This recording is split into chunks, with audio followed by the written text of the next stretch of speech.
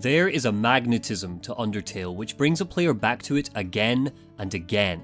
Despite how clever its systems are and funny its writing is, and despite its appeal spiralling out of control and turning into a meme of itself, it's the charm of the world which concentrates a player's attention and makes you feel homely and cozy while playing. The game is a slow burn, and I would argue that it doesn't really get going and start bearing its true colours until you meet Sans and Papyrus, because Papyrus is a precious, fragile jewel that needs to be protected at all costs, you hear me? All costs! But Toby Fox uses every trick in the book to make you fall in love with the world and understand what it's going to ask of you in its first 10 minutes. And if his magic spell works on you and you do understand what's going on, then you already know why players of Undertale were, and still are, obsessed with this game.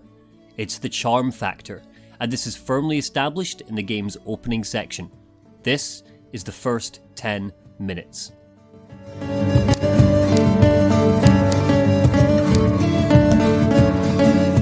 Okay, so it's important for me to highlight, because I know someone's going to call me out on this, that technically you can power through and get out of the ruins not in 10 minutes, but an average of about 15.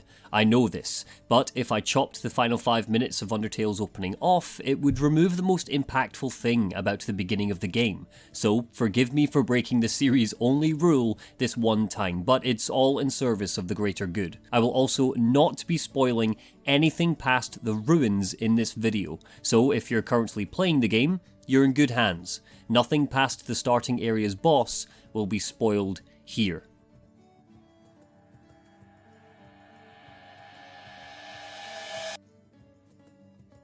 The fallen human awakens on a patch of golden flowers. The background is dark and foreboding, except for the golden, trustworthy light in our spawn point with pleasing greens and yellows. The brief section between awakening and trotting off to where Flowey the flower is means we have the game's moveset tutorialized to us without a single explanation needed to be given.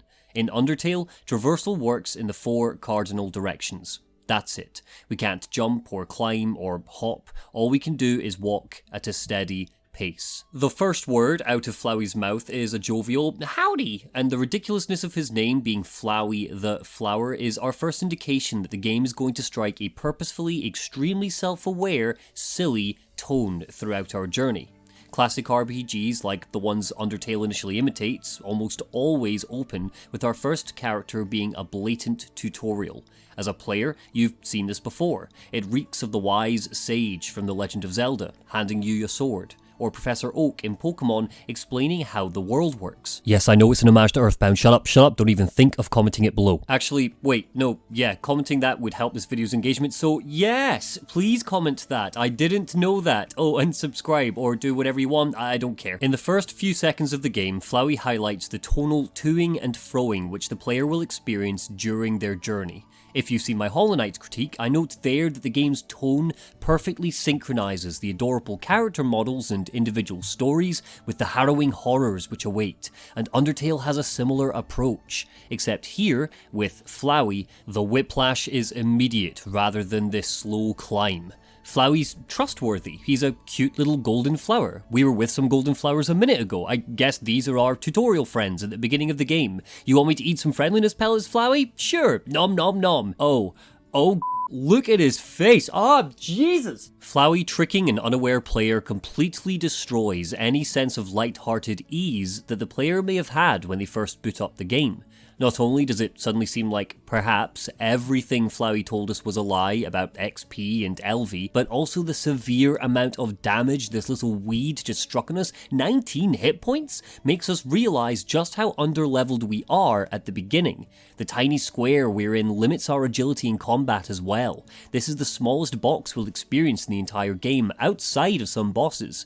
Most common areas have a nice wide open space to move around and dodge in, but here, we are helpless. We're not some strong adventurer out on a quest. We're just some kid in a land of monsters. Yeesh, maybe we should have paid more attention during the opening videos. Monsters suck apparently. Help! Help! Somebody!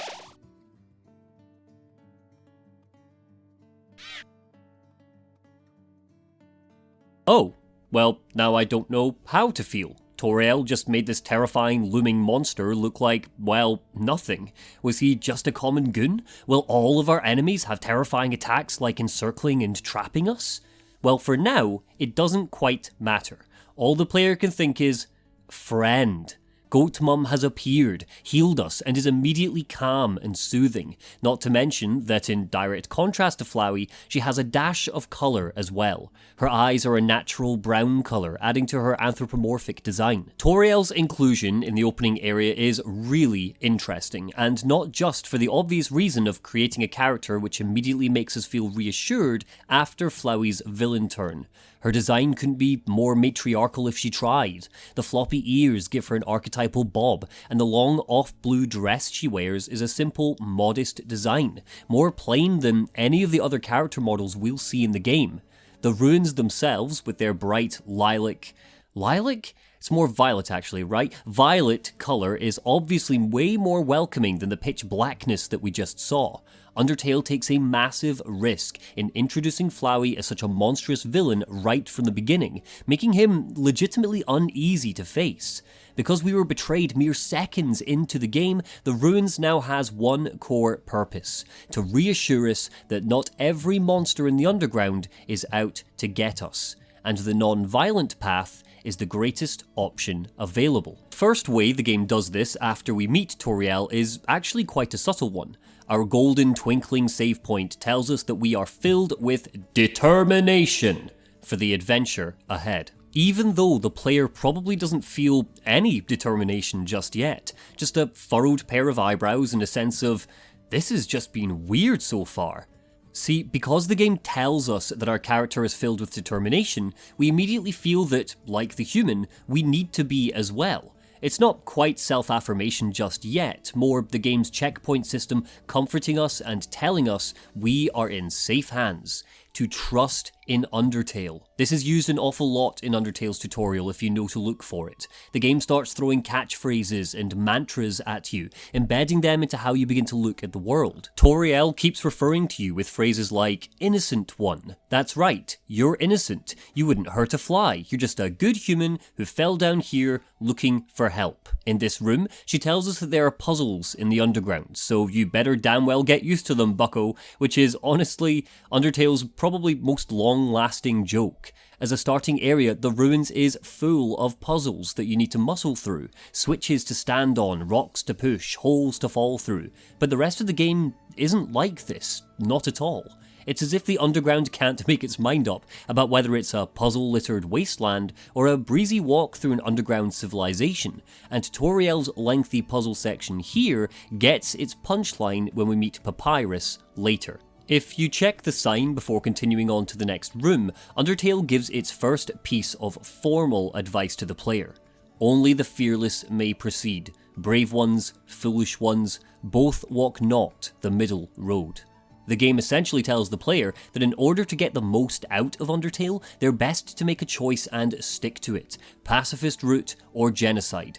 It's common knowledge amongst the fanbase now that the neutral pathway is by far the least interesting, and this is the game's first hint at that. The game then continues to mock the very concept of a hand-holding tutorial by being one. Toriel instructs us to figure out which switches to press to get to the next area, but she's already labelled them for us. It's impossible to fail at this puzzle. Tonally, Undertale's charm comes from how on the nose its charm is. The game is trying so earnestly to be silly and cute and fun. It's the perfect example of when a joke is funny, not funny, and then even funnier a third time, just repeated over and over with further comedy layers to add to the complexity. Not to mention the constant contrasting rules that the game is teaching the player. Flowey teaches us that the underground is kill or be killed. We should prepare to fight. But that's the path to the bad ending. Toriel tells us that there are lots and lots of puzzles in the underground, when there aren't, not after this area. She tells us it's okay because she's basically solved all the puzzles for us already, until she doesn't. She tells us that if we stall for time, she will always be there to save us, except that isn't the case after the ruins. It's this little comic routine that the game engages with in new and interesting ways, which adds to its charm, and it's presented to the player in the first 10 minutes with gusto. The combat tutorial in the next room, however, teaches us the most important rule of the entire game. Toriel talks us through the concept of a fight, and if we roll our eyes and just start skipping past her dialogue, because yes, Undertale, we know how turn-based combat works for goodness sake, and that's what this is going to be, right? We'll miss this phrase. While you are in a fight, strike up a friendly conversation. Undertale's message isn't just violence bad, there's depth to this lesson. This entire drawn-out tutorial where the player isn't even mechanically challenged for the first 4 minutes of the game is all to challenge us in another way, to test our patience and our empathy. Are we willing to hear Toriel out, or do we skip through our dialogue, missing the game's most important rule, to get to the killing monsters bit? If we do, as far as Undertale is concerned, you're not worthy of the good ending. You've fallen at the first hurdle. You didn't even let Goatmom teach you her big fat lesson, you little You don't deserve to be the hero of this story. Go on then, have a depressing time killing everything. And if you miss her explicit point and do kill the dummy, she gives you a good old-fashioned scolding. We do not want to hurt anybody, do we? Tutorial, it's a rhetorical question, but to the player, it's a literal one. Do you want to hurt anybody? You'd probably like to give Flowey a good kick up the ass, right? Maybe you'll get your chance.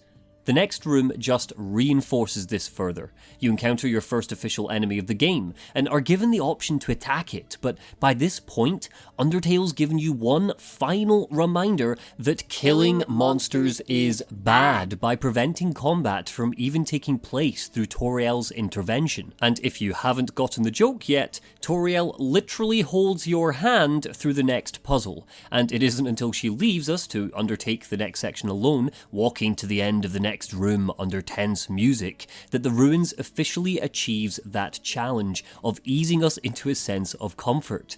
For all of the scary flowers and tense music, the game is one big joke. Nothing can hurt us here, not really. This game is all about self-reflection and building relationships with characters above all else, highlighted by the fact that it's here that Toriel refers to us as my child, before officially leaving us alone, showing some growth in how she sees us. Once we are let loose, we meet a Frogget sprite, just chilling, waiting for us for some reason, and rather than engaging us in battle like the Frogget we experienced earlier, it strikes up, quote, a friendly conversation, and even highlights the best way to walk away from fights unscathed, forcing us to see these creatures not as potential enemies to grind for XP, but living, breathing creatures. Now, if we do encounter a Frogget, it's an easy battle. Our little arena is much larger than it was against Flowey, with plenty of space for us to move around, and it ultimately teaches the player 3 things.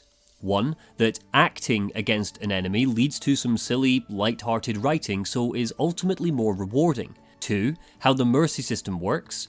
And 3. That we don't get rewarded with XP for sparing a monster, but with gold instead. Every combat encounter we have in the ruins will reinforce this over and over again. The tutorial is funny until it's not, and then it is again with each of the unique monster designs.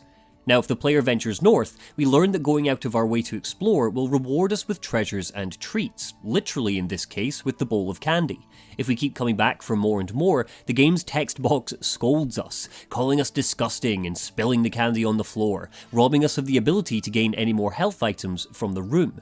We are encouraged to treat the underground as a living space. Everything will have consequences. One murder, taking too many sweets, it's all the same down here. The game tests our patience again and again as we progress. First, Toriel calls us to ask about our favourite flavour of pie, endearing us to her even further because of how shy she is about baking for us, but also giving us our first hint that she may not mentally be all that stable.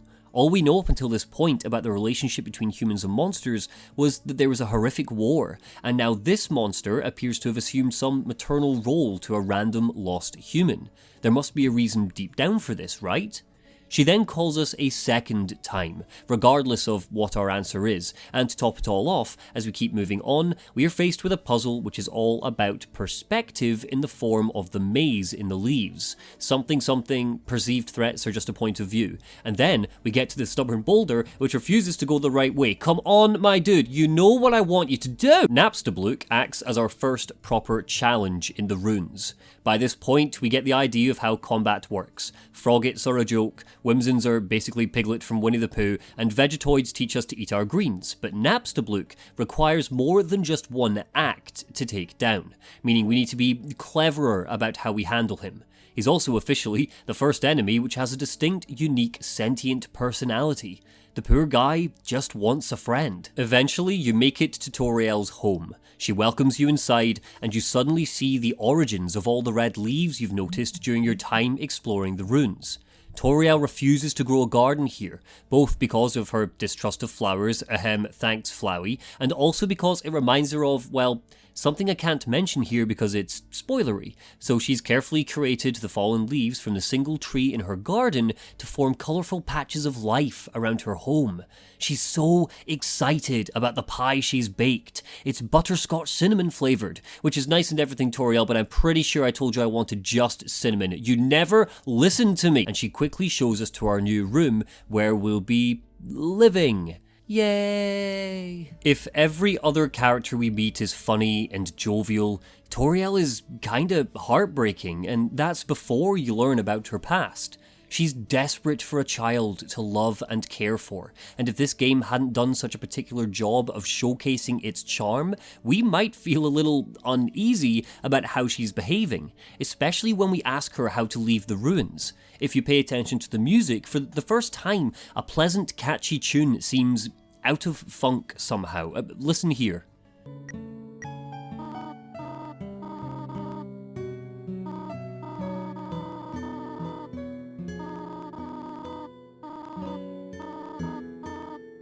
She's in a cosy armchair by an even cosier fire. There's something so distinctly pleasant about this whole setup, but there's something wrong here too, and it's not just in the music.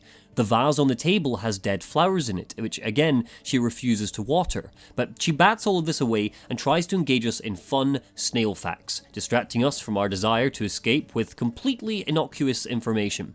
Eventually, she storms off, determined to destroy the exit from the ruins so no other human can possibly be hurt down here. It's clear that she cares for us, but it also sets in that sinister tone we had from Flowey at the beginning. Whatever is waiting for us in the underground sounds bloody terrifying, and if the monsters on the other side of the door are anything like Flowey was, then maybe we should just stay here with Goatmum.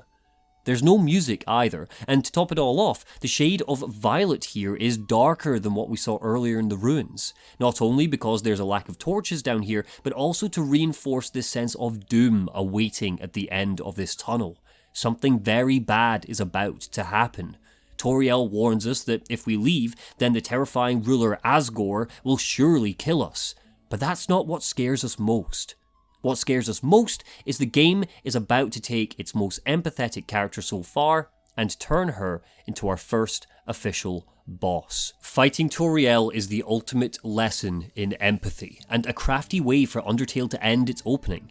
If you've paid close attention to what she's said, how she's behaved, had the patience to listen to her and not just skip through her dialogue, a smart player should be able to figure out how to defeat her. Her attacks are the toughest the player has faced yet. Her huge hooves block off a good chunk of the arena, and her projectiles have a light homing essence to them.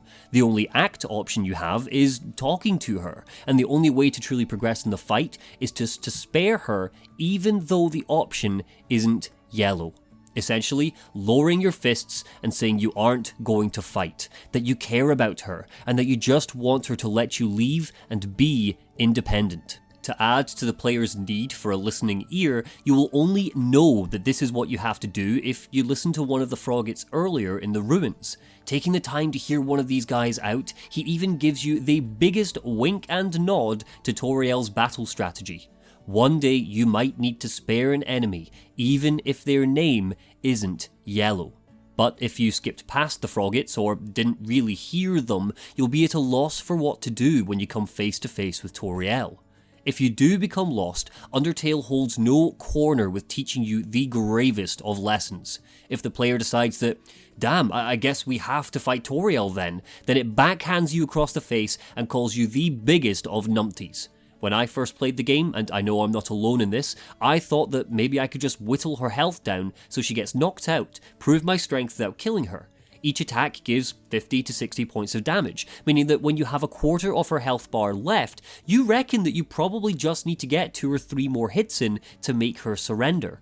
Her attacks stop hurting you. Instead, the bullets actively avoid you, dropping like tears, so you have to be getting closer, right? Any minute now, she's going to stop the battle, or you'll be able to spare her. But when you go in for what you think will be your third to last hit, you do 6 times the amount of damage you've done previously.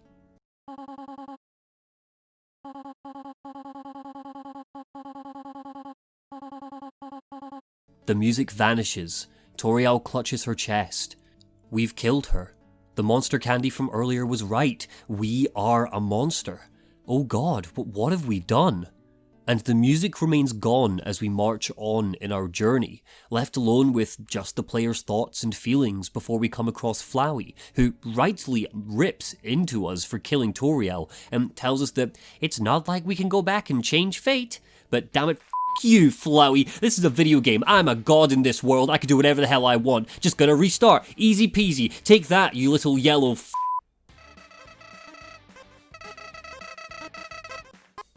Oh my god. The game remembers. The game remembers. Because not only does the opening of the game tug us from one corner of our soul to the other, from horror to humour, it also teaches so many lessons about how the player ought to feel while journeying on. Not just the game mechanics, not just the combat, not just the dialogue system. And that is how the first 10 minutes of Undertale tutorializes empathy. Thanks for watching, and Merry Christmas for when it comes. If you liked what you saw, feel free to check out my much longer Hollow Knight critique, or a video where I make my girlfriend play Dark Souls for the first time. Like, comment, and subscribe. I'd love to end the year with 110 subscribers, and as always, take care.